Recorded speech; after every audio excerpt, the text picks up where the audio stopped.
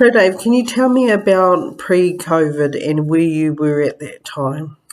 Yes, I was actually living in my car, a little blue Ford Laser, which is not exactly your ideal camper, and I was staying behind a radio station in Dargaville. There was also some other people living inside that radio station, so Approximately how many people were in the radio station? it varied from time to time. But I think permanently there was probably about five. Okay. And so, in our engagement with you, we were able to bring you into our motel, our emergency housing. We only have one here in Takiwera. And it was born out of COVID, so it was in response to COVID, the emergency housing.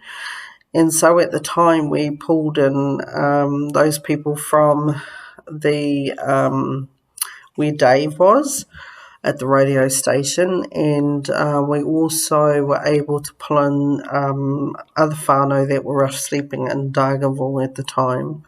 So, Dave, you've been with us for a year now. Long time. Yeah, but in that time, I've seen a significant amount of change in you. Um, what's your thoughts around that? How do you think your journey here has been with us since we've provided you with this space? Um, I think it's been quite an amazing journey, actually. The support that I've been given. I mean, one minute you're living in a car, next minute you've got like this amazing, like motel room, and the people that are in the motel. As I say, Tiha have just been so supportive. It's given me time to, collect my thoughts and try and work out where I'm going from here. It's been a great stepping stone, even though we had to go through COVID.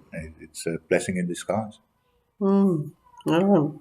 So, are you able to kind of point out some of the changes that you've made since you've been here? Yeah, mainly there's been quite a few changes with me. Bit of a roller coaster ride, still is. I had a drinking problem, still do, but at the present time I'm 15 days sober. T have been they put me in contact with community health and drug and alcohol counselling. They support me through courts and stuff like that. It's just, yeah, it's still a roller coaster, but it's a great place. Mm. One of the key things I think here is we're very unique here where there's one emergency housing in this area, and there's not a lot of accommodation here, so we actually have very, very, or next to no accommodation really. So we're very kind of in a unique position where the people at the motel are from here, and so everybody here is whānau. And we've got 15 units at our motel, and we are that village. With village, we all participate and we all work together. We've certainly had our ups and downs, but we've had a huge amount of fun and we've done lots and lots of things. It's a safe motel. We've worked really hard to keep it safe. We've got different whānau here, so we've got our single young men like Dave. We've Not so also young. we've also got families here. We've got working homeless. So we've got a good variety of people. We've got single mums here. I think Dave talks about a couple of relationships that he's made or connections that he's made since he's been here. Do you want to give us a little talk about them, Dave? Yeah, since I've been here, I've met some pretty amazing people, and I became really close with, especially two people that were here.